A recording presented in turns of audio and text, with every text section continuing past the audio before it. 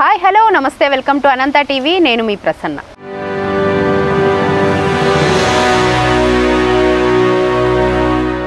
ఇండస్ట్రీలో ఎన్నో మంచి సినిమాలు అలాగే సీరియల్స్లో నటించి మనందరి మనసులో ఎంతో గొప్ప స్థానాన్ని సంపాదించుకున్నారు. తనే చరిష్మా నాయుడు. పేరులోనే చరిష్మా ఉంది కదండి, తను కూడా అంతే చరిష్మంగా చార్మింగ్గా కూడా ఉంటుంది. ఇదొక్కటే కాదండోయ్, ఎలక్షన్స్ జరిగినప్పుడు పిఠాపురంలో తనేంటో తన ఫైర్ ఏంటో కూడా మనందరికీ కూడా చూపించింది. పవన్ కళ్యాణ్ గారి కోసం చేసిన ఫైట్లో ఇప్పటికీ మనం అందరం కూడా మర్చిపోలేకపోతున్నాము. సో ఇవాళ మనతో పాటు ఉన్నారు చరిష్మా నాయుడు గారు. తనతో చాలా విషయాలు మాట్లాడదాం. హాయ్ అండి. హాయ్, ఎలా ఉన్నారు? సూపర్. మీరు ఎలా ఉన్నారు? గుడ్ అండి. థ్యాంక్ యూ మా ఇంటర్వ్యూకి ఒప్పుకున్నందుకు, ఈ అవకాశం ఇచ్చినందుకు thank you so much. Most welcome. Charishma Naidu ఆ పేరే చాలా ఏమంటారు, మీ గ్లామర్ని పెంచేస్తోంది. అయ్యో చెప్పండి, సీరియల్స్ సినిమాలు ఎలా నడుస్తున్నాయి మీదంతా కూడా? సీరియల్స్ అయితే ఓకే, గోయింగ్ గుడ్. అంటే ఇది మేము తెలుగు ఇండస్ట్రీలో ఉన్నాము, తెలుగు ఇండస్ట్రీలో ఉన్నందుకు బాధపడుతున్నాం ప్రస్తుతానికి. అంటే లైక్ మా తెలుగు ఇండస్ట్రీలో మాకు ఆపర్చునిటీస్ తక్కువ అన్నమాట. అదర్ స్టేట్స్ వాళ్ళకి ఎక్కువ ఇంపార్టెన్స్ ఉన్నాయి, మా తెలుగు ఇండస్ట్రీలో మాత్రమే. అండ్ అదర్ స్టేట్స్లో అందరికీ ఉన్నాయి ఇంపార్టెన్స్, బట్ ఇక్కడ వచ్చేటప్పటికి ఓన్లీ సమ్ స్టేట్స్ వాళ్ళకి మాత్రమే దీంట్లో ఇంపార్టెన్స్ ఉన్నాయి. కాబట్టి సో తెలుగులో పుట్టినందుకు బాధపడుతూ ఇక ఒడిదుడుకులు అన్నీ ఉంటూ ఉంటాయి కదా, అవన్నీ నెగ్గుకుంటూ వెళ్తూ ఉన్నాం ప్రస్తుతానికి. అంటే మనం సినిమాల్లో అయితే ఓకే, అంటే ఏమంటారు బాంబే నుంచి హీరోయిన్స్ నార్త్ ఇండియన్స్ ఎక్కువ తీసుకున్నారు. ఇప్పుడు సీరియల్స్లో కూడా ఎక్కువ అయిపోయిందేమో కదండి? సీరియల్స్లోనే ఎక్కువైంది. మూవీస్లో ఇంకా మన తెలుగు వాళ్ళకి మెయిన్ హీరోస్ ఉన్నారు, అండ్ హీరోయిన్స్ కూడా తెలుగు వాళ్ళు ఉన్నారు, అండ్ సైడ్ క్యారెక్టర్స్ కూడా తెలుగు వాళ్ళు ఉన్నారు మూవీస్లో చూసుకుంటే. బట్ ఇక్కడ Telugu industry like TV industry చూసుకుంటే 90% కన్నడ అండ్ చెన్నై అండ్ కేరళ ఉంటే 10% లేదా 20% అక్కడ ఇక్కడ తెలుగు వాళ్ళు ఉన్నారు అన్నమాట. ఒకప్పుడు దీని గురించి కూడా కొంతమంది సినీ ఆర్టిస్టులు పెద్దవాళ్ళు ఫైట్ చేశారు కదా, మరి ఏమి చేంజెస్ ఏం తీసుకురాలేదా? ఏం లేదు, అంటే మెయిన్ హెడ్సే బెంగళూరు వాళ్ళు ఉన్నారనమాట. ఛానల్ హెడ్ అయితే ఎవరైతే ఉంటారో వాళ్ళే బెంగళూరు వాళ్ళు ఉన్నప్పుడు, సో వాళ్ళు ఏం చేస్తారు, వాళ్ళ స్టేట్ వాళ్ళకి మాత్రమే ఫస్ట్ ఇంపార్టెన్స్ ఇస్తున్నారు. సో దట్స్ వై ఇక్కడ తెలుగు వాళ్ళకి ఎక్కువ ఆపర్చునిటీస్ లేవన్నమాట. ఏంటంటే చాలా ఇయర్స్ నుంచి దీంట్లో స్ట్రగుల్ అవుతూ ఉన్న వాళ్ళు చాలామంది ఉన్నారు ఇండస్ట్రీలో, బట్ ఇప్పుడు వాళ్ళకి గుర్తింపు లేకుండా అయిపోయింది. ఇప్పుడు సీరియల్స్ చూసుకుంటే అండి, గతంలో కంటే ఇప్పుడు సీరియల్స్ బడ్జెట్ కూడా చాలా ఎక్కువైపోయింది. అంటే మీరు వేసుకునే కాస్ట్యూమ్స్ కావచ్చు, తీసుకునే లొకేషన్స్ కావచ్చు, చాలా రిచ్గా కూడా కనిపిస్తున్నాయి కదా. సో ఈ బడ్జెట్ విషయం కూడా చేంజెస్ వల్ల తీసుకొచ్చిండొచ్చా? లేదు, అంటే ఇప్పుడు కాస్ట్యూమ్స్ జ్యువెలరీస్ అనే వస్తే మా ఓనే ఉంటాయి. దానికి సీరియల్స్ ప్రొడ్యూసర్స్కి కానీ ఎవరికి సంబంధం ఉండదు. వాళ్ళు మనకి ఏదైతే డే 1 అమౌంట్ మాట్లాడతారో అదే అమౌంట్ ఫిక్స్ చేసి పెడతారు అంతే, సీరియల్ ఎండింగ్ వరకు. అదే బిఫోర్ ఇంకా అన్ని మనీ, కాస్ట్యూమ్స్ కావచ్చు, మేకప్ కావచ్చు, జ్యువెలరీ కావచ్చు, అన్ని మనీ, మీరే మెయింటైన్, అన్ని మేము తెచ్చుకోవాలి, మేము మెయింటైన్ చేసుకోవాలి. అంటే మీరు చాలా అంటే ఈ టీవీలో చేశారు, మా టీవీ, జీ తెలుగు, ఇట్లా అన్ని ప్రొడక్షన్స్ లో కూడా ఆల్మోస్ట్ అన్ని ఛానల్ అయిపోయినాయి. దూరదర్శన్ దగ్గర నుంచి జెమినీ, ఈటీవీ, మా టీవీ, జీ తెలుగు, ఆల్మోస్ట్ అన్ని ఛానల్స్ లో కవర్ అయిపోయింది. ఇప్పుడు ప్రెసెంట్ జీ తెలుగు, ఇంకా ప్రస్తుతానికి జీ తెలుగులో ప్రేమ ఎంత మధురం చేస్తున్నాను, అండ్ రీసెంట్గా ఎంటర్ అయ్యాను దాంట్లో. పాపే మా జీవన్ జ్యోతి ఒక 2 years నుంచి చేస్తున్నాను మా టీవీకి. అని ఏమంటారు, సీరియల్స్ అంటేనే సంవత్సరాలు నేను ఏ సీరియల్ చేసినా సరే మినిమం 3-4 years దాంట్లోనే ఉండాల్సి వస్తుంది. అది నా అదృష్టం అనుకోవాలి అంతే. అంటే అంత లాంగ్ కంటెంట్ ఉన్న క్యారెక్టర్ రావడం కూడా అంత ఈజీ కాదు కదా. అంటే నేను చైల్డ్ యాక్టర్స్ అప్పటి నుంచి ఉన్నాను కాబట్టి, సో ఆ గుర్తింపుతో అలా వస్తూ ఉన్నాయి. సినిమాలు చేశారా చైల్డ్ ఆర్టిస్ట్ గా, లేకపోతే సీరియల్స్ ఎక్కువ చేశాను. చైల్డ్ యాక్టర్స్ అప్పుడు ఎక్కువ సీరియల్స్ చేశాను. చైల్డ్ యాక్టర్స్ మీన్స్ ఒక 13 years ఉంటుంది నాకు ఏజ్ అప్పుడు. సీరియల్స్లోనే ఎక్కువ చేశాను. దెన్ ఆఫ్టర్ మూవీస్ కూడా చేశాను, బస్ స్టాప్ మూవీ, అలా స్మాల్ క్యారెక్టర్స్ చేసుకుంటూ వచ్చాను. ఇంకా మూవీ ఇండస్ట్రీకి వచ్చేటప్పటికి ఫ్యామిలీ పరంగా మనకు సెట్ అవ్వట్లేదు. లైక్ ఎట్టంటే ఒక మూవీ వచ్చింది అంటే ఒక మూవీ అయిపోయిన తర్వాత మళ్ళీ గ్యాప్ వచ్చేస్తుంది. ఆ నెక్స్ట్ మూవీ ఎప్పుడు వస్తుందో ఎప్పుడు రాదు తెలీదు. మన అదృష్టం ఉంటే మనకు ఒక మూవీ వస్తుంది, లేకపోతే లేదు. అదే సీరియల్స్ అయితే మనకు ఒక సీరియల్ ఒప్పుకుంటే అట్లీస్ట్ ఒక 1 year అయినా కాలం గడిచిపోతుంది కదా. సో ఆ థాట్స్లో నేను మొత్తానికి సీరియల్స్లో ఉండిపోవడం జరిగింది. అంటే మీరు ఇప్పుడు చాలా మంది సినిమాలను ఇష్టపడుతుంటారు, ఎందుకంటే దానికి ఉండే బడ్జెట్ కావచ్చు, వచ్చే రెమ్యునేషన్ కూడా మనకి చాలా పెద్ద మొత్తంలో ఉంటుంది. చాలా మంది సినిమాల్లోనే ట్రై చేస్తారు. మీరు సినిమా నుంచి సీరియల్కి రావడం అనేది కొంచెం అంటే ఇప్పుడు చేస్తున్నాను, అంటే చిన్న చిన్న మూవీస్ వస్తూ ఉన్నాయి, చేస్తున్నాను, బ్యాలెన్స్ చేస్తున్నాను సీరియల్స్ కమ్ మూవీస్ కూడా. బట్ ఏంటంటే మనకు కొంచెం ట్రెడిషనల్గా ఉండాలి అండ్ మనం ఈ లుక్కే ఉండాలి అని ఫిక్స్ చేసుకొని పెట్టుకున్నాం మైండ్లో. సో ఆ లుక్ వైజ్ వస్తే ఓకే ఐల్ డూ, లేదా అనుకుంటే ఇంకా అటువైపు ముఖం చూపట్లేదు అంతే. ఓకే, కాంప్రమైజ్ అవ్వలేకపోతే? కాంప్రమైజ్ అవ్వలేను యాక్చువల్లీ. నాకు కొంచెం డ్రెస్సింగ్ సెన్స్ నాది అనుకున్నాను ఇలానే ఉంటది అని.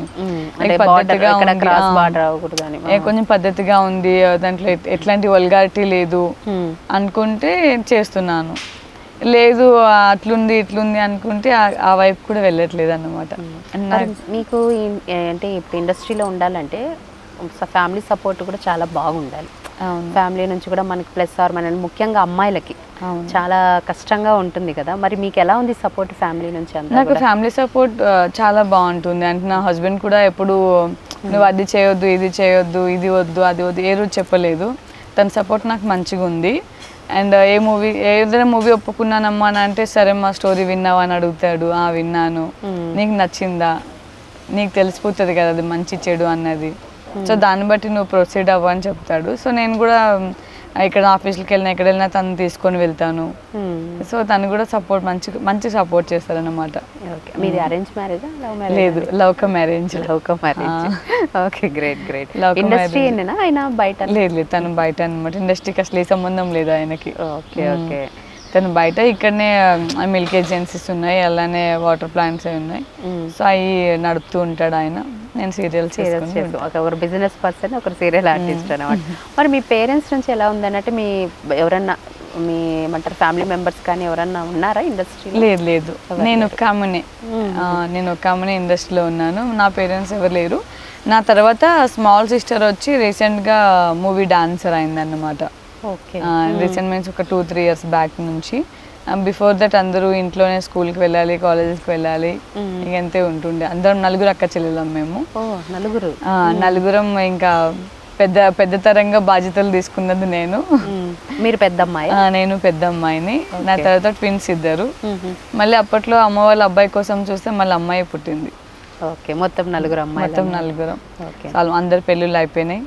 ఓకే, మన చెయ్యి వేసి ఆటోమేటిక్గా పెళ్ళిళ్ళు చేసేసాను. ఆల్మోస్ట్ అందరిది అయిపోయింది. మీరే తీసుకున్నారా? తీసుకున్నాను. అంటే లైక్ డాడీ మమ్మీ అంటే అంత రిచ్ ఫ్యామిలీ కాదు. అప్పట్లో ఇంకా చాలా పూర్ ఫ్యామిలీ ఉండే మాది. మా చైల్డ్హుడ్ అప్పుడు చాలా పూర్ ఫ్యామిలీ ఉండే. సో ఇంట్లో అందరం పనిచేస్తేనే ఒక రోజు గడిచేది. అలాంటి సిచ్యువేషన్స్లోంచి ఒక చరిష్మా నాయుడు ఇప్పుడు బయటకు వచ్చింది అంతే. Great great. అంటే మీరు అంటుంటే మామూలుగా ఇలాంటి ఫ్యామిలీస్ కానివ్వండి, మనకి నార్మల్ కుటుంబం అంటే సామాన్యంగా జీవించే వాళ్ళలో ఇండస్ట్రీ వైపు పంపించాలన్న అమ్మాయిల్ని తల్లిదండ్రులు చాలా భయపడతారు. మనకి ఎవరు తెలియదు కదమ్మా, ఎందుకు అక్కడ వెళ్ళి అంటే మనం కొన్ని న్యూస్ కూడా వింటుంటాం, అమ్మాయిలకి ఇలా జరిగింది, ఇలా ట్రాప్ అయ్యారు, ఇలాంటి విషయాలు ఎక్కువ అని. అలాంటప్పుడు మీ పేరెంట్స్ ఎక్కడ కూడా ఆపలేదా ఇండస్ట్రీకి వస్తాను? లేదు, ఫస్ట్లో మమ్మీ వాళ్ళు డాడీ వాళ్ళు టెన్షన్ పడ్డారు. అంటే మనకి తెలిసిన వాళ్ళ దగ్గర ఆపర్చునిటీస్ వచ్చాయి, మమ్మీ డాడీ వాళ్ళు అందరూ టెన్షన్ పడ్డారు. ఇండస్ట్రీ కదా, నలుగురు చూస్తే ఏమనుకుంటారు, ఇంత తెగించి వెళ్తుంది అనే మాటలు వస్తున్నాయి, ఎందుకు వద్దు అని అంటే నేను చెప్పాను మమ్మీ వాళ్ళకి ఒకటే, అమ్మ మనకు కష్టం వచ్చిందంటే మన కష్టమే మనకు నిలబడుతుంది. నీకు సరే మన రిలేటివ్స్లోనే ఎవరినైనా నీకు ఆపద వచ్చిందని చెప్పి ఒక 10,000 అడుగు చూడు, ఎవరిని ఇస్తారేమో చూద్దాం. అలాంటి అంటే ₹1 కూడా హెల్ప్ చేయని ఒక పర్సన్ అనే మాటలు మనం పట్టించుకోవద్దు. ఎప్పుడైనా మనం ముందడుగు వేయాలనుకుంటే మన మైండ్ మన మనసు ఏం చెప్తుంది అది మాత్రం విని వెళ్ళాలి. సో నాకు దేవుడు ఒక అవకాశం ఇచ్చాడు, దాన్ని నేను పెంచుకుంటూ వెళ్ళాలనుకుంటున్నాను. సో ఇట్లాంటి వాటిలో మీరు ఏం ఫీల్ అవ్వకండి అండ్ నా విషయంలో ఎక్కువ ఏమంటే అడ్డు చెప్పకండి అని మమ్మీ వాళ్ళకి చెప్పడం జరిగింది. సో మమ్మీ వాళ్ళు కూడా అప్పటి నుంచి సరే ఏది చేసినా చేస్తుంది కదన్న ధైర్యం వాళ్ళకి కూడా ఉంది కాబట్టి వాళ్ళు కూడా నాకు ఏమంత అనలేదు. బట్ రిలేటివ్స్ వాళ్ళు వీళ్ళంటే ఇక మాట్లాడుతూనే ఉంటారు, అన్నీ మనం పడుతూనే ఉండాలి. ఎండ్ ఆఫ్ ద డే మనకి ఒక రోజు అంటూ వస్తుంది, ఆ రోజు కోసం వెయిట్ చేసాం, ఆల్రెడీ వచ్చింది. ఎవరైతే మనసులో మనల్ని ఎన్ని మాటలు అంటారో వాళ్ళు ఇప్పుడు ప్రేమతో పిలవడం, అభిమానించడం అండ్ ఇంట్లోకి పిలవడం ఇవన్నీ జరుగుతున్నాయి. రిసీవింగ్ అనేది బాగుంది. అంటే మనిషి ఏమంటారండి, జీవితంలో పోయే కొద్దీ సక్సెస్ మాట్లాడిస్తుందేమో, మీ మాటల్లో అదే తెలుస్తుంది. ఎందుకంటే మీరు తీసుకునే ఈ పెద్ద నిర్ణయం మీ ఫ్యామిలీ లైఫ్ ని, మీ ఫ్యామిలీ షేప్ నే మార్చేసి ఉంటదేమో కదా మొత్తం.